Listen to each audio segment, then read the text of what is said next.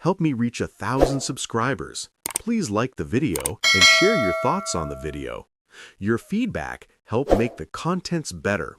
Now let's get to the story. The champagne hit the white tablecloth like a small explosion, spreading across the linen in a dark, bubbling stain. My sister's face had gone from smug to shocked in less than a second, her mouth hanging open as she stared at me like I'd just announced I was moving to Mars. My mother's fork clattered against her plate, the sound cutting through the sudden silence that had fallen over my grandmother's birthday dinner. Every eye at that long, elegantly decorated table turned to me, and for the first time in my entire 28 years of life, I wasn't invisible anymore. "Central Park?" my uncle repeated, a slow smile spreading across his weathered face. "Well, well, well, little Danny's done good for himself." But let me back up, because you need to understand how sweet this moment really was. My name is Daniel Matthews, and I'm 28 years old. For most of my life, I've been what you'd call forgettable. Not in a tragic way, just in that quiet, unremarkable way where you're always there, but nobody really sees you. I'm average height, average build, with brown hair that never quite does what I want it to, and a face that blends into crowds. I wore glasses until I got LASIK last year, dressed in clothes from department store sales, and worked jobs that made people's eyes glaze over when I mentioned them at family gatherings. For the longest time, I was okay with that. I didn't need to be the star. I just wanted to be seen, acknowledged. But in my family, there was only room for one star, and that position had been filled since birth by my younger sister, Victoria. Victoria is everything I'm not. She's beautiful in that effortless way that makes strangers turn their heads on the street. Tall, blonde, with our mother's high cheekbones and our father's confident smile. She got her MBA from a prestigious school, married a corporate lawyer named Brandon, who looks like he stepped out of a cologne commercial, and built a life that our parents could brag about at country club brunches.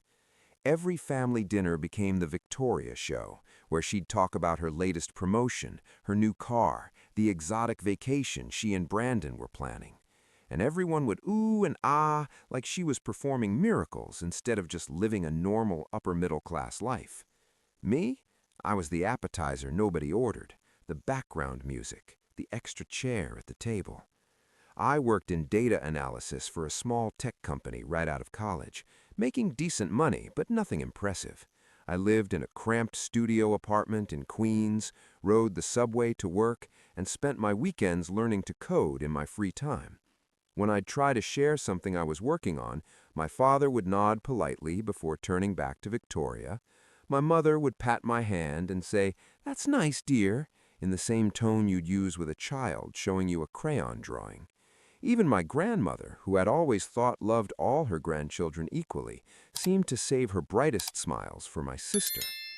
The breaking point came at last year's Thanksgiving. If you're listening right now, help me prove something wrong. My mother said I wouldn't even reach 1,000 subscribers, but I believe stories like this deserve to be heard. Help me show her that these stories matter. We were all gathered at my parents' house in Connecticut, the whole extended family crammed into their oversized dining room. Victoria and Brandon had just announced they were buying a house in Westchester, some 4-bedroom colonial with a pool and a 2-car garage. My mother actually teared up with pride. My father proposed a toast, my aunts and uncles peppered them with questions about square footage and property taxes and whether they'd join the local yacht club. I sat there, pushing turkey on my plate, and waited. I'd been waiting for 3 months to tell them my news, holding it close like a secret weapon. See, I'd been working on something. For 2 years, during every spare moment I had, I'd been developing an app with a former college roommate who'd gone into software development. It was a data security application for small businesses, something that filled a real gap in the market. We'd been testing it, refining it, and 3 months before that Thanksgiving, we'd sold it to a major tech company for an amount that made my head spin when I first saw the number. I didn't sell out completely.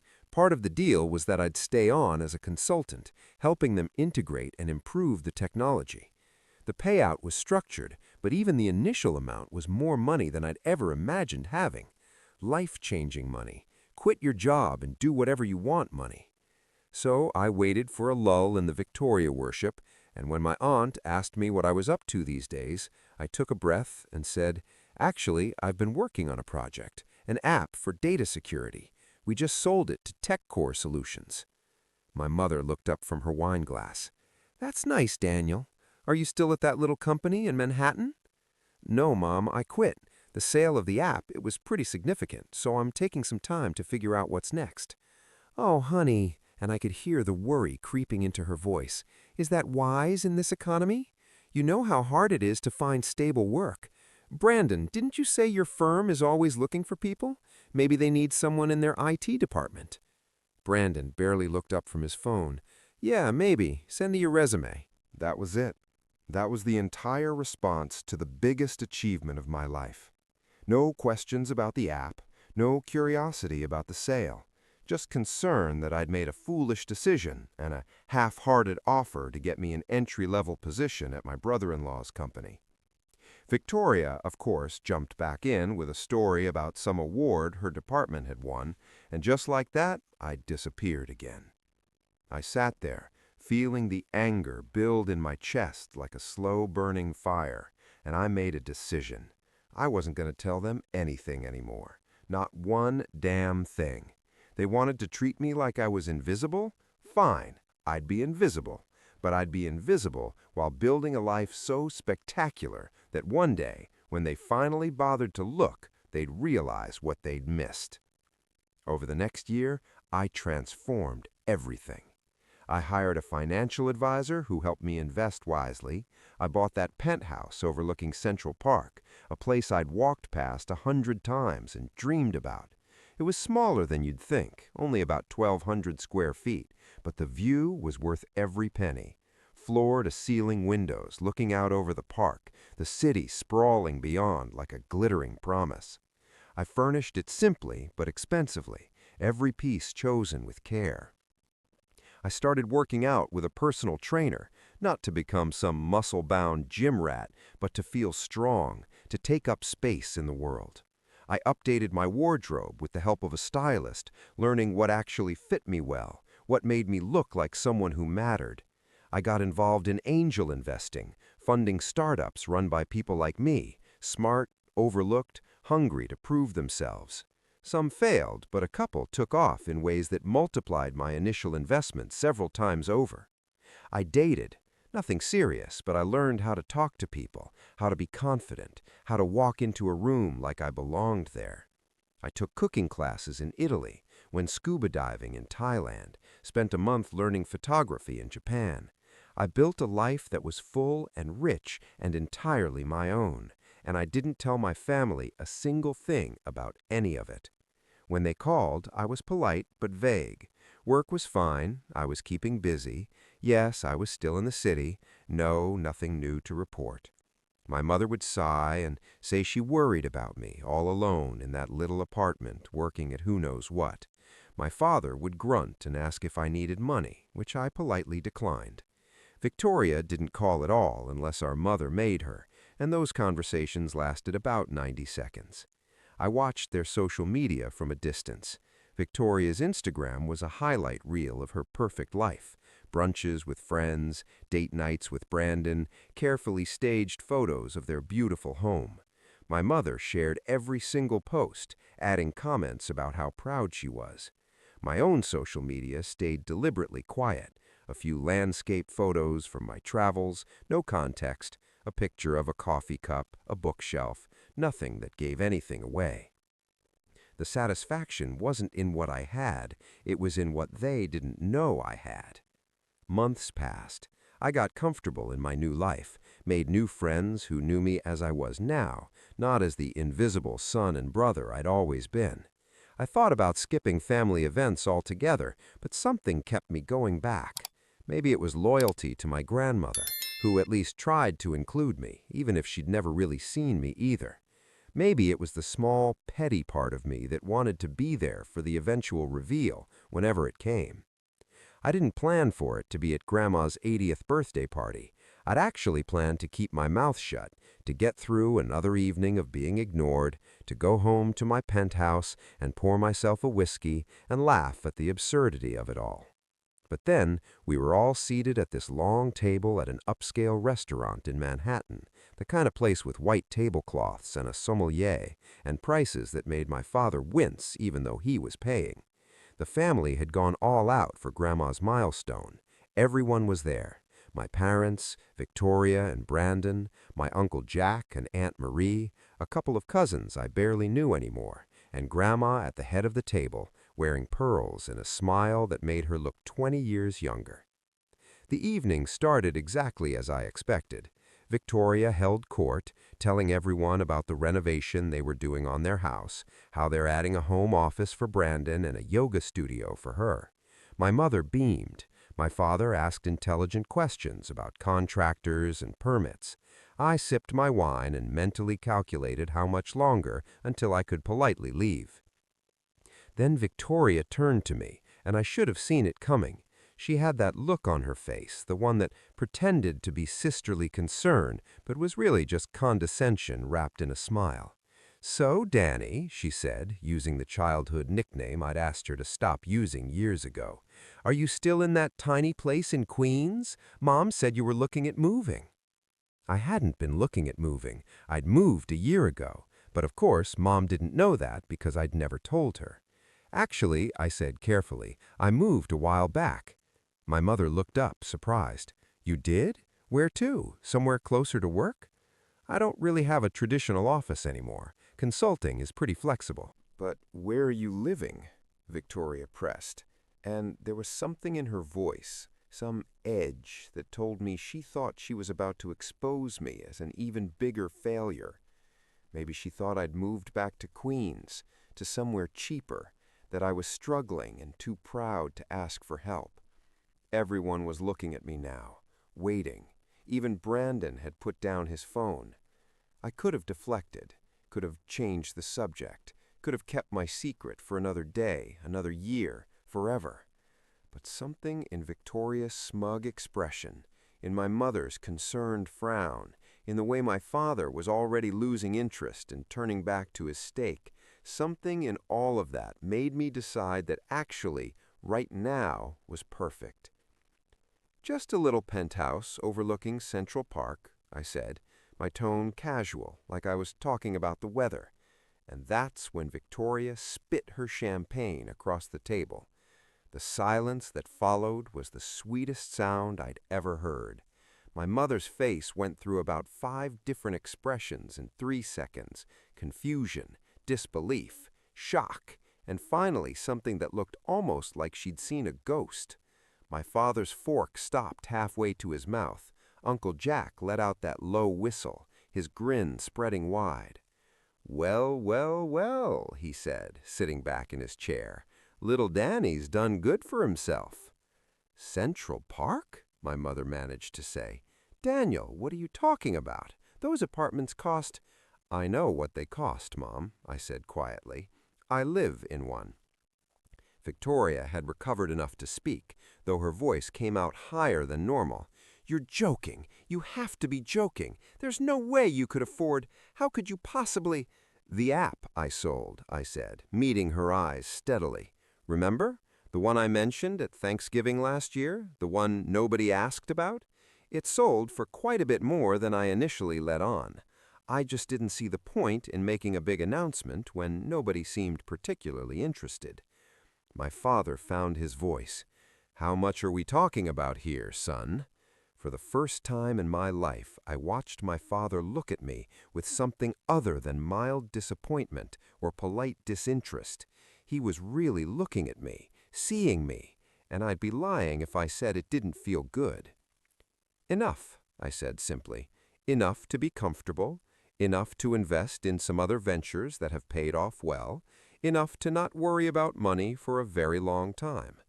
My grandmother, who'd been watching this exchange with bright, curious eyes, suddenly laughed. It was a delighted sound, like a bell ringing. Good for you, Danny. I always knew you had it in you. Tell me about this penthouse. What's the view like? And just like that, the evening shifted. Suddenly, everyone had questions. What floor was I on? How many bedrooms? Did I have a doorman? What was the square footage? Had I decorated it myself? My cousins wanted to know if they could visit. Uncle Jack wanted investment advice. Even Brandon perked up, asking about the tech industry and startup opportunities with an interest that felt genuine for the first time ever. Victoria sat there with a frozen smile on her face, her hand clutching Brandon's arm so tight her knuckles were white. My mother kept staring at me like a stranger, occasionally opening her mouth to say something and then closing it again. My father, in typical fashion, turned practical. Why didn't you tell us? We could have helped you invest properly, set up the right accounts. I had professional help, Dad. A financial advisor, a lawyer, an accountant. It's all handled. But we could have... I know, I said, and I kept my voice gentle because, despite everything, he was still my father. But I needed to do this myself. I needed to figure it out on my own. What I didn't say was, I needed to do it without you making me feel small, without you dismissing it, without turning it into another opportunity to compare me to Victoria and find me lacking. The dinner continued, but the energy had completely changed. I was at the center now, and I won't lie, part of me loved it, but another part felt oddly hollow, because this was what it took? Money? A fancy address? That's what finally made them see me? As dessert was being served, my mother excused herself to the restroom. A few minutes later, she texted me, asking me to meet her in the hallway outside the private dining room. I found her standing by a window, her arms crossed, looking out at the Manhattan skyline. When she turned to face me, there were tears in her eyes. "Why didn't you tell me?" she asked, her voice breaking. "I'm your mother, Daniel. Why didn't you tell me?" For a moment, I felt bad. She looked genuinely hurt, genuinely confused. But then I remembered every dismissed achievement, every interrupted story, every time I'd been made to feel like my life didn't matter because it wasn't as shiny as Victoria's. That's not fair, isn't it? Mom, when's the last time you asked me about my life and actually listened to the answer? When's the last time you were proud of me for something that had nothing to do with Victoria? She opened her mouth, closed it, opened it again. I've always been proud of you. Have you? Because it's never felt that way. It's felt like I was the consolation prize, the backup child, the one you kept around out of obligation while you saved all your real attention for your golden daughter. Daniel, that's not... She stopped, tears spilling over. I didn't know you felt that way. How could you not know? I've been invisible my entire life, Mom. Do you know what that feels like? To be standing right there and have everyone look past you? We stood there in silence for a long moment. From inside the dining room, I could hear laughter, the clink of glasses, the sound of my family enjoying dessert. "I'm sorry," my mother finally whispered. "I'm so sorry, sweetheart. I didn't see it. I didn't see you." It was the first real apology I could remember her giving me, and something in my chest cracked open. "I know," I said. "But Mom, I need you to understand something. I'm not doing this to punish you. I'm not showing off or trying to prove I'm better than Victoria. I just needed you to finally see that I exist, that I matter, that I've been here all along, living my life, achieving things, becoming someone, and you missed it. You all missed it." She was crying openly now, and despite my anger, despite the years of hurt, I handed her my handkerchief. She took it, pressing it to her eyes. "Can we fix this?" she asked. "Can you forgive me?" "I don't know," I said honestly. "I want to. But Mom, things have to change. You can't just go back to the way things were and expect me to be okay with being invisible again just because you've acknowledged me once." "They will change," she promised. "I swear to you, Daniel, things will be different." We returned to the table together. Victoria watched us with sharp eyes, and I could see her calculating, trying to figure out what had been said, what it meant for her position as the favorite. The rest of the evening was strange. People treated me differently, but I wasn't sure if it was because they genuinely saw me now or just because I had something they respected: money, success, status. My grandmother, bless her, seemed the same as always, just delighted to have all her family together. She made me promise to show her the penthouse sometime, to take her for tea overlooking the park. As we were leaving, Victoria cornered me by the coat check. "This doesn't change anything," she said, quietly enough that no one else could hear. "What doesn't change anything?" "You having money, you buying some fancy apartment. You're still you, Danny. You're still the boring data nerd who spent his whole childhood with his nose in a book while I was actually living life." I looked at my sister, really looked at her, and I saw something I'd never noticed before. She was scared. Scared that she wasn't the special one anymore. Scared that she'd have to share the spotlight. Scared that maybe, just maybe, she wasn't as impressive as everyone had always told her she was. "You're right," I said calmly. "I am still me. I'm still the guy who loves data and coding and quiet evenings reading. But Victoria, I'm also the guy who built something from nothing, who took a risk and won, who travels the world and invests in startups and lives in a penthouse overlooking Central Park. I'm both of those people. And the funny thing is, I always was. You just never bothered to look." Her perfect composure cracked for just a second, and I saw real uncertainty in her eyes. I did look, but there was no conviction in it. "No," I said gently. "You saw what you wanted to see. Someone you could feel superior to. Someone who made you look better by comparison. But I'm done being your backdrop, Vic. I'm done being anyone's backdrop." I left her standing there and walked out into the cool Manhattan night. My phone buzzed with a text from Uncle Jack asking if I wanted to grab drinks and talk about investment opportunities. Another from my mom saying we needed to have dinner soon, just the two of us. Even one from Brandon, surprisingly, asking if I wanted to play golf sometime. I didn't answer any of them right away. Instead, I walked the 20 blocks back to my building, enjoying the city lights, the sound of traffic, the feeling of being completely and totally myself. The doorman greeted me by name when I arrived. I took the elevator up to my floor, let myself into my penthouse, and stood at those floor-to-ceiling windows looking out over Central Park. The trees were dark shapes against the lighter sky, the city glowing all around them like a circuit board come to life. My phone kept buzzing with messages, questions about my app, my investments, my life, invitations to lunch, to coffee, to family dinners. Everyone suddenly so interested in what I was doing, where I'd been, what I thought about things. It was everything I'd wanted for so long, to be seen, to be heard, to matter. But standing there in my expensive apartment with its $1,000,000 view, I realized something. The revenge I'd imagined, the moment of revealing my success and watching their faces, it felt good, sure, but it also felt kind of empty. Because the real victory wasn't the penthouse or the money or the shock on Victoria's face when I casually mentioned where I lived. The real victory was simpler than that. The real victory was that I'd built a life I genuinely loved, with or without their approval. I'd become someone I was proud of being. I'd learned that I didn't need their validation to know my own worth. Would I accept their attention now that they were offering it? Maybe, on my terms. Would I let my mother try to rebuild our relationship? Probably. I wasn't cruel enough to deny her that chance. Would things go back to normal with Victoria? Absolutely not. Those days were over.